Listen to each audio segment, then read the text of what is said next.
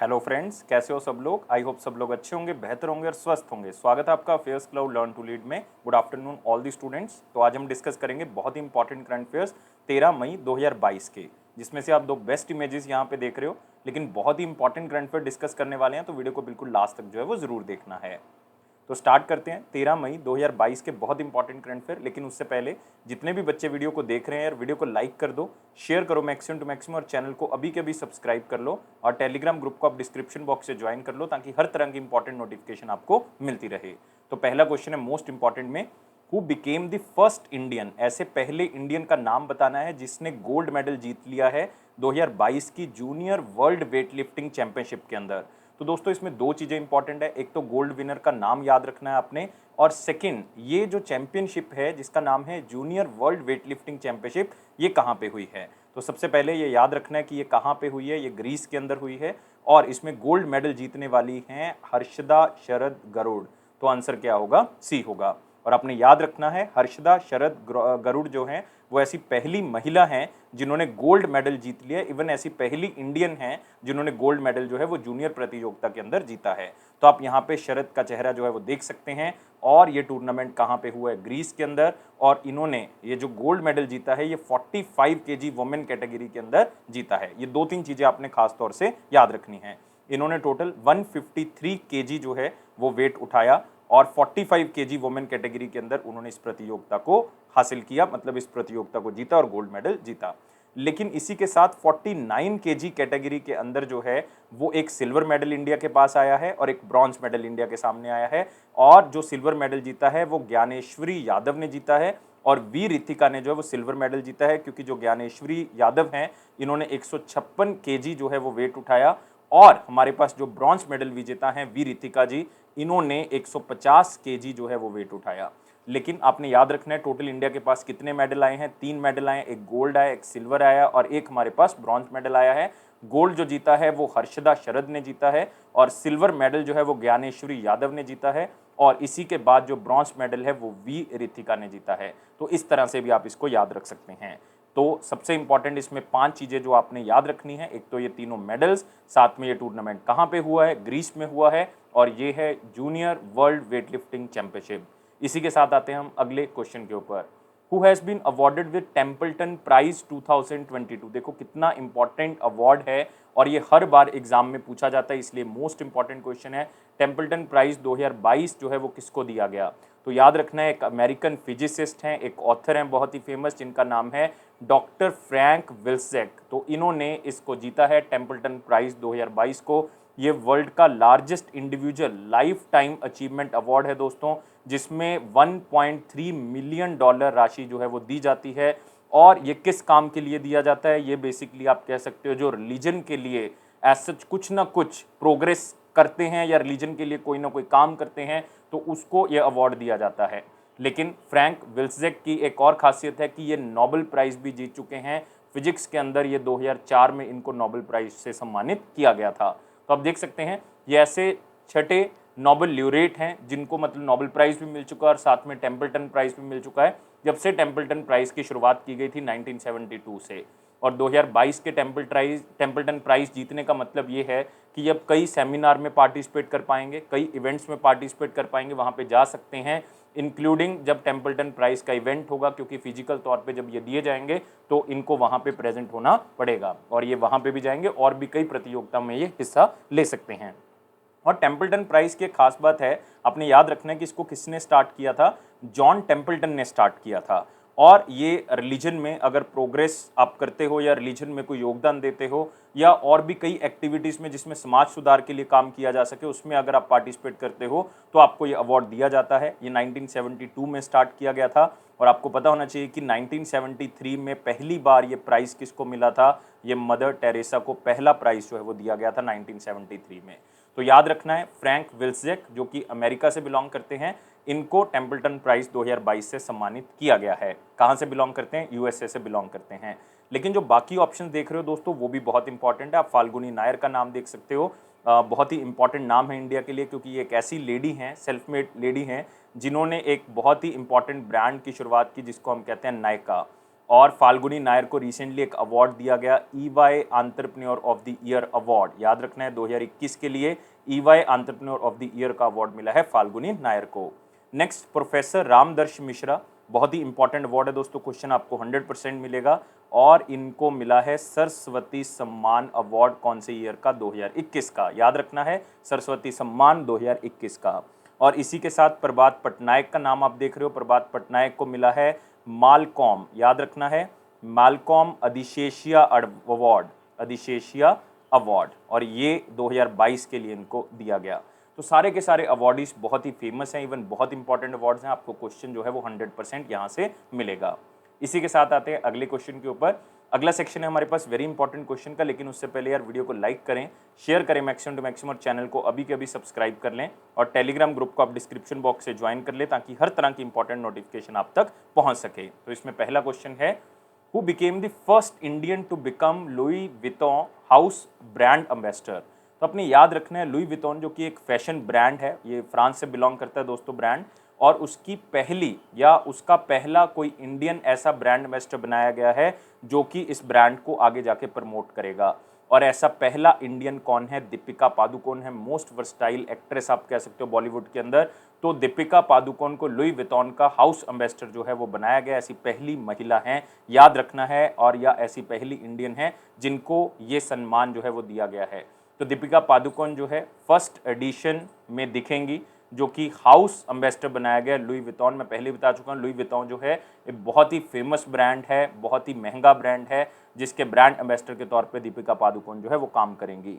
और आप यहाँ पे देख सकते हैं 2020 में भी दीपिका पादुकोण जो है वो ऐसी पहली इंडियन एक्टर बनी थी जो कि लुई विटॉन के प्री फॉल 2020 कैंपेन का हिस्सा बनी थी, लेकिन उस टाइम पे इनको इन हाउस ब्रांड एम्बेसडर का दर्जा नहीं दिया गया था।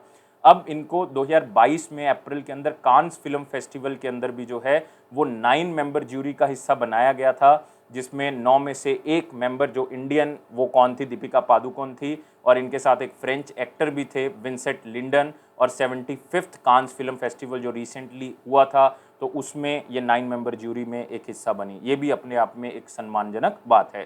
तो ये भी आपने याद रखना है, ये भी आपको क्वेश्चन पूछा जा सकता है 75th कांस फिल्म फेस्टिवल से, लेकिन आपने ये क्वेश्चन को स्लाइड से याद रखना है, इतना ही आपको पूछेंगे, इससे ज़्यादा नहीं पूछेंगे।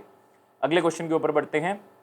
कौन सा बैंक और वर्ल्ड लाइन इंडिया ने एक एग्रीमेंट किया है ताकि ई चलान जो कलेक्शंस होंगी कौन सी स्टेट के पुलिस डिपार्टमेंट की, हम ऑनलाइन ही कर दिया करेंगे। मतलब जो पेमेंट है चलान्स की वो आप ऑनलाइन कर सकते हो, डेबिट कार्ड से कर सकते हो, आप क्रेडिट कार्ड से कर सकते हो, धीरे धीरे करके इसमें यूपीआई भी ऐड कर दिया जाएगा। तो इसमें एक बैंक जो है वो हिस्सा लेगा, साथ में वर्ल्ड लाइन इंडिया है, लेकिन कौन सी स्टेट के पुलिस डिपार्टमेंट को ये सहायता प्रदान करेंगे। तो इसमें बैंक का नाम है बैंक ऑफ इंडिया, और स्टेट कौन सी है, मध्य प्रदेश। तो आंसर क्या होगा इसका, बी होगा।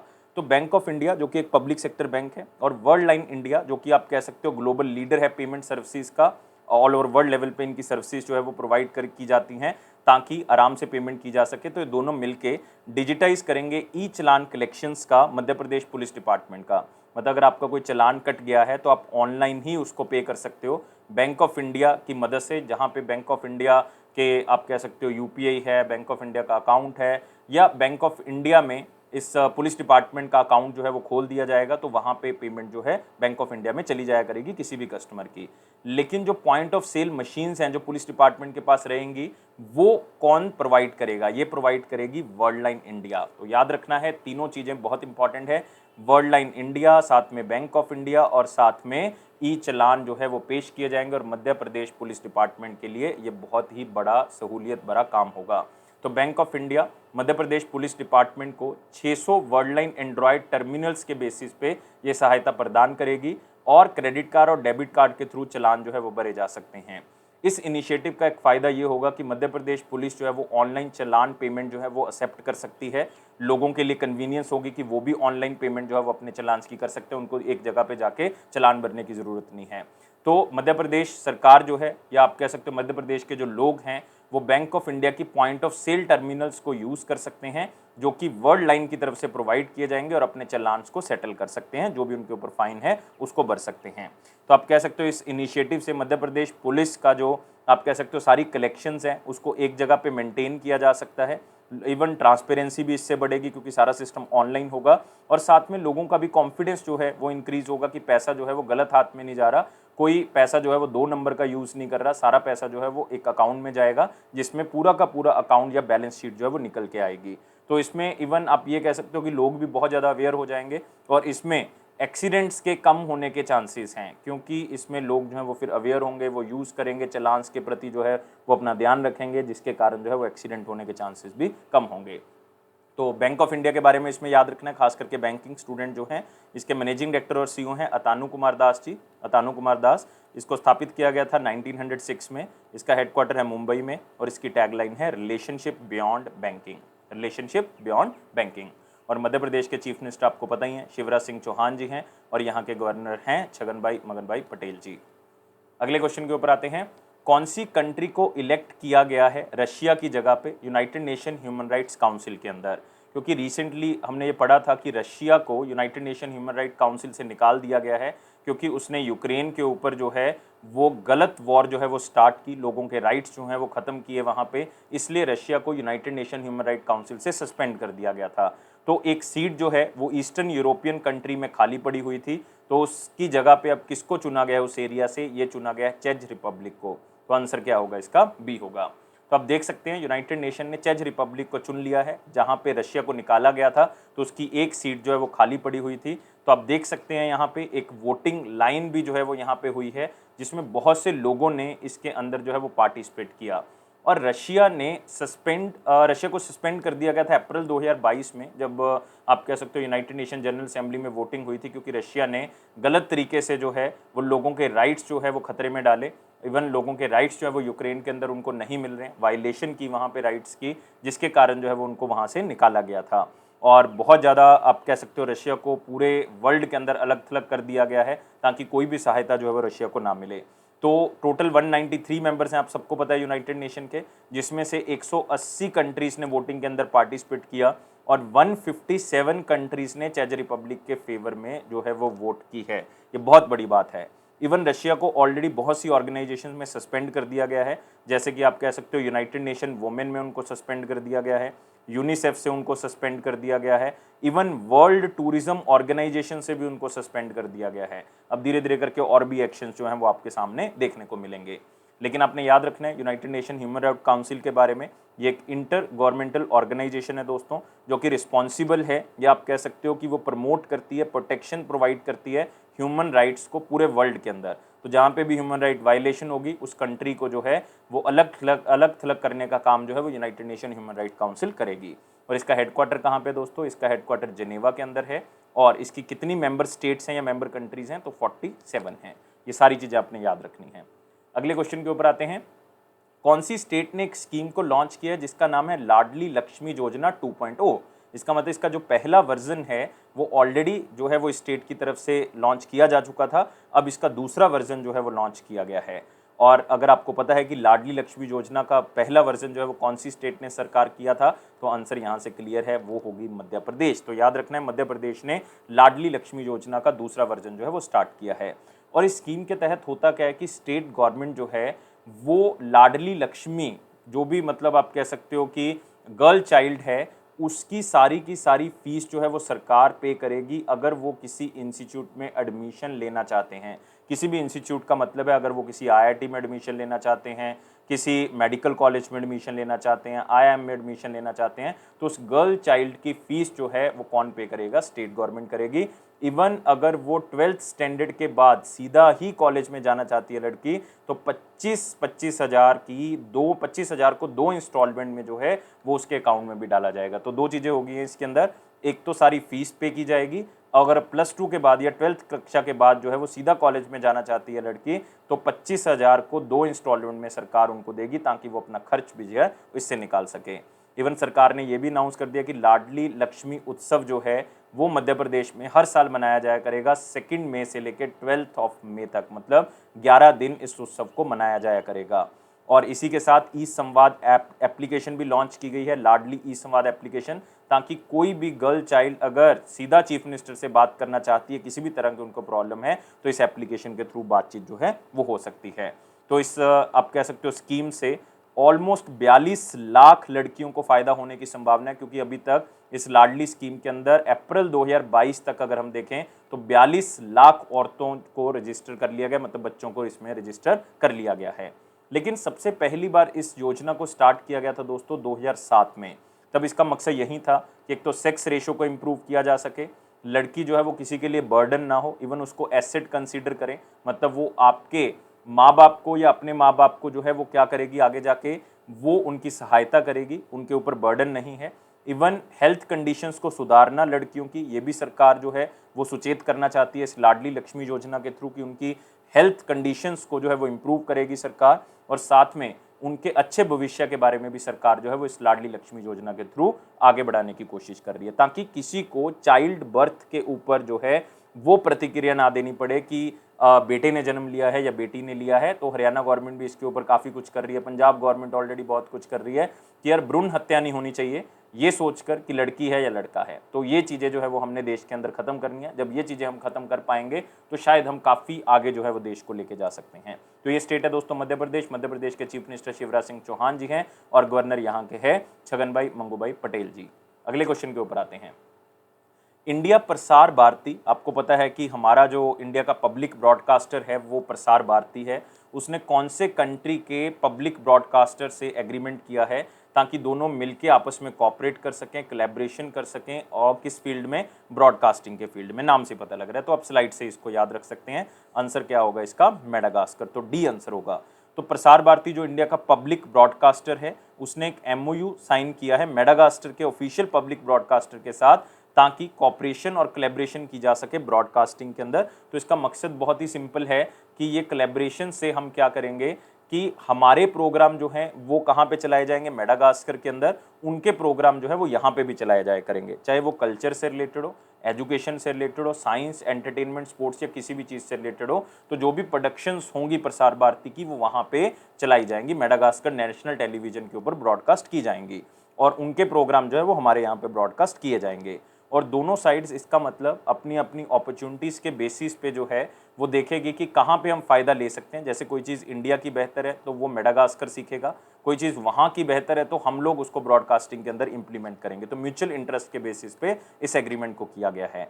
इवन ट्रेनिंग प्रोग्राम भी इसमें ऑर्गेनाइज किया गया है कि जो मेडागास्कर नेशनल टेलीविजन पर्सोनल है, जो वहाँ पे लोग काम कर रहे हैं, उनको इंडिया के अंदर कुछ चीज़ें सिखाई जाएंगी ताकि ब्रॉडकास्टिंग को और आगे लेके जा सके। लेकिन हमारे लिए यहाँ पे इम्पॉर्टेंट है प्रसार भारती। प्रसार भारती का हेडक्वार्टर न्यू दिल्ली में दोस्तों। इसके सीईओ कौन है, शशि शेखर वेम्पति जी, याद रखना है, शशि शेखर वेम्पति जी। अगले क्वेश्चन के ऊपर आते हैं। इंडियन आर्मी एक सेंटर इस्टेब्लिश करेगी, उस सेंटर का नाम है red shield centre for excellence and wellness. कौन सी स्टेट में इसको इस्टेब्लिश किया जाएगा? देखो दोस्तों, दो चीज़ें हैं इसके अंदर। एक तो इंडियन आर्मी स्थापित कर रही है, आपको पूछा जा सकता है कि कौन स्थापित कर रहा है, इंडियन आर्मी है, इंडियन नेवी है, तो याद रखना है इंडियन आर्मी है। तो ये सेंटर का काम क्या होगा, दूसरी चीज़ आपने ये याद रखनी है। तीसरा याद रखना है इसको कहाँ पे स्थापित किया गया, इसको स्थापित किया गया है मणिपुर के अंदर। तो Indian army centre of excellence और वेलनेस बनाने जा रही है ताकि कोचिंग प्रोवाइड की जा सके बच्चों को जो कि अंडर प्रिविलेज स्टूडेंट्स हैं, जिनके पास लाइक फाइनेंशियल सपोर्ट नहीं है, ताकि मणिपुर के अंदर वो किसी भी कॉलेज में अगर एडमिशन लेना चाहते हैं, चाहे वो इंजीनियरिंग कॉलेज है, मेडिकल कॉलेज है, तो उनके एंट्रेंस की एग्जाम की तैयारी उनको इस सेंटर के अंदर करवाई जा सके। और ये स्टेट है दोस्तों मणिपुर, जहाँ पे ये सेंटर को इस्टेब्लिश किया जाएगा। कहाँ पे किया जाएगा? बिष्णुपुर डिस्ट्रिक्ट के अंदर किया जाएगा, याद रखना है, स्पेशली मणिपुर के स्टूडेंट इसको याद रखेंगे। और पहले बैच के अंदर 50 स्टूडेंट्स को चुना जाएगा। जुलाई 2022 में ये पहला बैच जो है वो स्टार्ट किया जाएगा ताकि बेस्ट टू बेस्ट कॉलेज और यूनिवर्सिटीज़ में एडमिशन मिल सके। और ये इनिशिएटिव इसलिए भी है क्योंकि इंडियन आर्मी ने एक रिसेंटली एक ओथ ली है कि हम यूथ का जो फ्यूचर है उसको बनाने में देश की हेल्प करेंगे। तो उस आप इनिशिएटिव के थ्रू भी इसको स्टार्ट किया गया है। तो ये कोचिंग सेंटर जो है वो एक रेजिडेंशियल कोचिंग सेंटर के तौर पे इस्टेब्लिश किया जाएगा ताकि कम्पिटिटिव एग्जामिनेशन, चाहे वो नीट का एग्जाम हो, मतलब national eligibility cum entrance test हो, चाहे वो जेईई का हो, मतलब ज्वाइंट एंट्रेंस एग्जामिनेशन हो, उसकी तैयारी जो है वो यहाँ पे फ्री ऑफ कॉस्ट सरकार की तरफ से करवाई जाएगी, मतलब इंडियन आर्मी की तरफ से करवाई जाएगी। और मणिपुर के बारे में याद रखना है, यहाँ के चीफ मिनिस्टर ला गणेशन जी हैं, और यहाँ के जो गवर्नर हैं ला गणेशन है, और चीफ मिनिस्टर हैं यहाँ के एन बीरेन सिंह। अगले क्वेश्चन के ऊपर आते हैं। कौन सी स्टेट ने न्यूट्रिशियस ब्रेकफास्ट स्कीम जो है वो स्टार्ट की है प्राइमरी स्कूल स्टूडेंट्स के लिए? तो जितने भी प्राइमरी स्कूल स्टूडेंट्स हैं सरकार के, मतलब सरकारी स्कूल में वो पढ़ते हैं एज ए प्राइमरी एजुकेशन तक, तो उनको न्यूट्रिशियस ब्रेकफास्ट स्कीम के तौर पे इनरोल किया जाएगा। सारे स्कूल्स में स्कीम को स्टार्ट किया जाएगा, गवर्नमेंट स्कूल्स में। और ये स्टेट है हमारे पास दोस्तों तमिलनाडु, क्योंकि इसको लॉन्च किया है वहाँ के चीफ मिनिस्टर M.K. स्टालिन ने। लेकिन उन्होंने सिर्फ एक ही स्कीम को लॉन्च नहीं किया, उन्होंने टोटल 5 डेवलपमेंटल स्कीम्स को अनाउंस किया था लेजिस्लेटिव असेंबली में। और ये 5 कौन कौन सी है? एक तो होगी फ्री न्यूट्रिशियस ब्रेकफास्ट, क्लास पहली से लेकर 5वीं कक्षा तक के जो विद्यार्थी हैं जितने भी गवर्नमेंट प्राइमरी स्कूल्स में, सब में ये ब्रेकफास्ट दिया जाएगा। और न्यूट्रिशियस डेफिशिएंसी इससे क्या होगी, आप कह सकते हो कि जो बच्चों में न्यूट्रिशन नहीं है वो वहाँ पे पूरा किया जाएगा, ताकि न्यूट्रिशन डेफिशिएंसी जो है वो ख़त्म की जा सके। स्कूल ऑफ एक्सीलेंस जो है वो इस्टेब्लिश किया जा रहा है, ताकि अलग अलग तरह की चीज़ें जो हैं वहाँ पे सीखी जा सकें। हेल्थ सेंटर बनाए जा रहे हैं अर्बन एरियाज़ में, ताकि हेल्थ को इम्प्रूव किया जा सके। और CM इन योर कॉन्स्टिट्यूएंसी को एक्सपैंड किया जाएगा। पहले ये कुछ ही कॉन्स्टिट्यूएंसीज में था, लेकिन अभी ये सारी कॉन्स्टिट्यूएंसी मतलब 234 जो विधानसभा कॉन्स्टिट्यूएंसीज हैं वहाँ पे ये public grievances redressal system start किया जाएगा, ताकि अगर लोगों को कोई प्रॉब्लम है सीधा अपनी शिकायत जो है वो यहाँ पे दर्ज कर सकते हैं। तो आप कह सकते हो कि ये सबसे इंपॉर्टेंट है न्यूट्रिशियस ब्रेकफास्ट स्कीम, क्लास पहली से लेकर 5वीं कक्षा तक के विद्यार्थियों के लिए। तो इस स्कीम को पहले कुछ कॉरपोरेशन लेवल पे, म्यूनसिपैलिटीज़ या रिमोट एरियाज में स्टार्ट किया जाएगा, फिर धीरे धीरे करके इसको फेस्ड मैनर में पूरे तमिलनाडु में स्टार्ट कर दिया जाएगा। और इससे जो न्यूट्रिशियल डेफिशिएंसी है वो ज़रूर यहाँ पे क्या हो जाएगी, ख़त्म हो जाएगी। और यहाँ के चीफ मिनिस्टर M.K. स्टालिन जी हैं और गवर्नर हैं यहाँ के R.N. रवि जी। अगले क्वेश्चन के ऊपर आते हैं।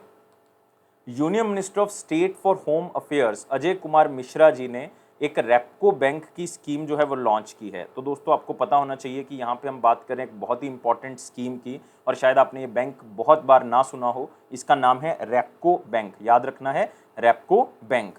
और इसकी स्कीम का नाम है रेपको सुभिक्षम। ये एक तरह से डिपॉजिट स्कीम है। 15 महीने के लिए स्कीम जो है वो लॉन्च की गई है। मतलब अगर कोई सीनियर सिटीजन जो है वो अपना पैसा डालता है इस बैंक स्कीम के अंदर, तो उसको अच्छा खासा इंटरेस्ट रेट जो है वो दिया जाएगा इस बैंक की तरफ से।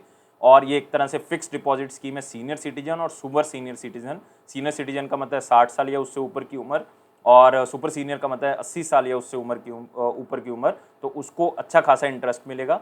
अगर आप सीनियर सिटीजन के अंदर आते हो तो 7.15% इंटरेस्ट मिलेगा।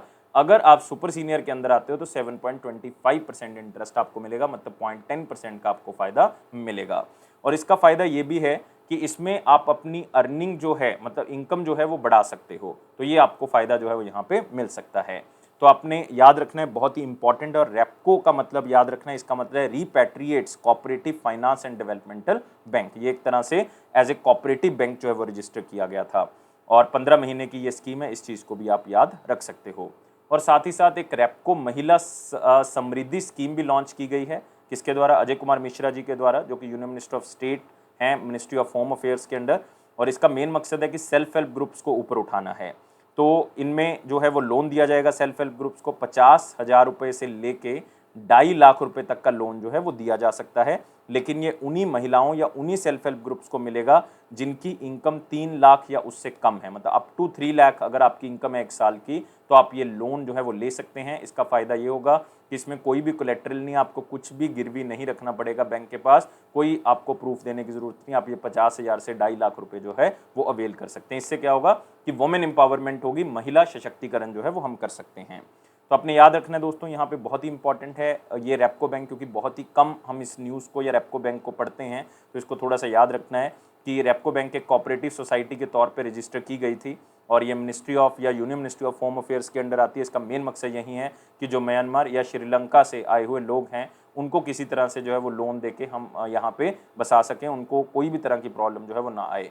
और इसके मैनेजिंग डायरेक्टर हैं RS इजाबेला, और इसकी स्थापना की गई थी 1969 में। और इसका हेडक्वार्टर कहाँ पे है? चेन्नई के अंदर। अगले क्वेश्चन के ऊपर आते हैं।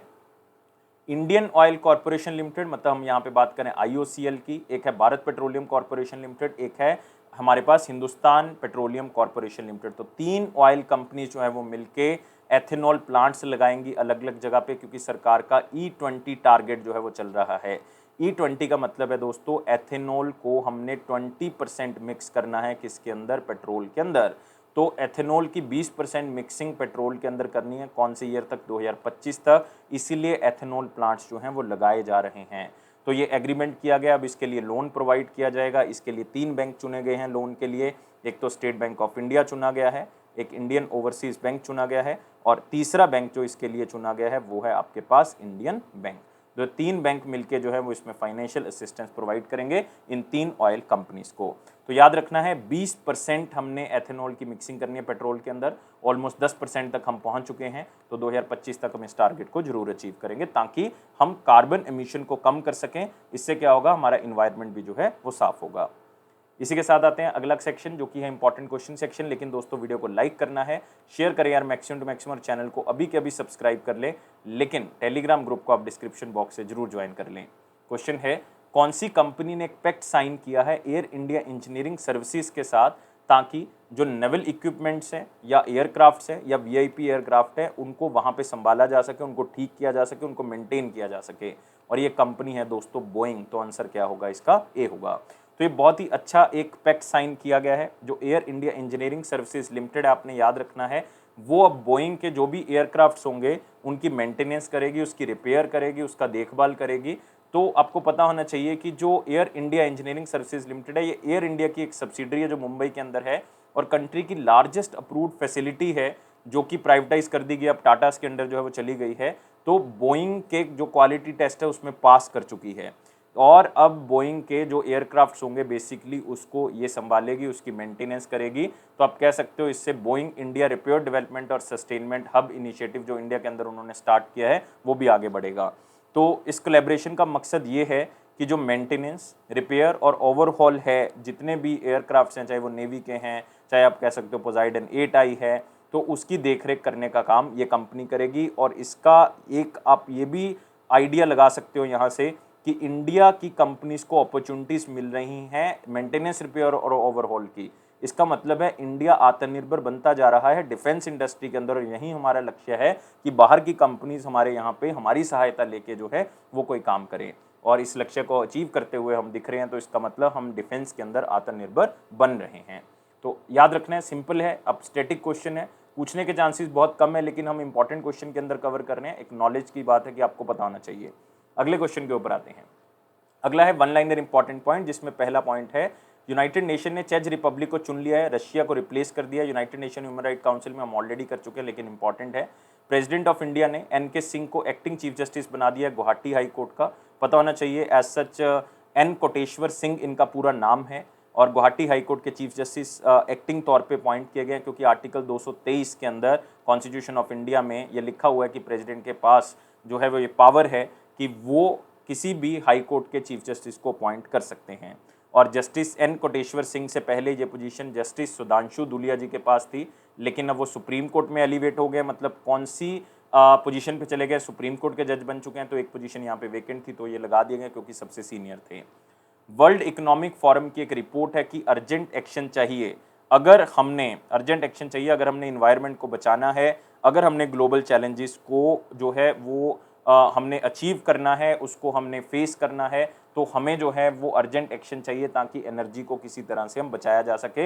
एनर्जी ट्रांजिशन करनी होगी, हमें इलेक्ट्रिक व्हीकल्स की तरफ जाना होगा, हमें कई इन्वायरमेंटल प्रॉब्लम्स को खत्म करना पड़ेगा, कार्बन पोल्यूशन को कम करना होगा। तो एक रिपोर्ट दी गई फोस्टरिंग इफेक्टिव एनर्जी ट्रांजिशन 2022, तो वर्ल्ड इकोनॉमिक फोरम की तरफ से दी गई है। तो एनर्जी क्राइसिस जो है वो आपको पूरे वर्ल्ड के अंदर दिख रहा है। आप ये भी कह सकते हो कि रशिया यूक्रेन की वॉर चल रही है उसके कारण ज़्यादा इफेक्ट है। तो 1970s के बाद का सबसे बड़ा एनर्जी क्राइसिस जो है वो इस टाइम पीरियड पे चल रहा है। हर चीज़ की कमी है, तो हमें एनवायरनमेंट को सस्टेनेबल बनाना है, एनर्जी सिक्योरिटी हमें चाहिए, एनर्जी जस्टिस चाहिए और अफोर्डेबिलिटी चाहिए। इस चीज़ को अचीव करने के लिए हमें एनर्जी ट्रांसफॉर्मेशन जो है वो करना होगा। इंडिया जो है वो वर्ल्ड का लार्जेस्ट फिल्म रिस्टोरेशन प्रोजेक्ट जो है वो स्टार्ट कर रहा है under national film heritage mission. तो दोस्तों इसका मकसद बहुत सिंपल है कि union minister of information and broadcasting जो है हमारे पास अनुराग सिंह ठाकुर जी, तो उन्होंने ये डिसाइड किया है कि हम वर्ल्ड का लार्जेस्ट फिल्म रिस्टोरेशन प्रोजेक्ट जो है वो नेशनल फिल्म हेरिटेज मिशन के तहत स्टार्ट करेंगे, जिसमें 363 करोड़ रुपए जो है वो सरकार खर्च करेगी।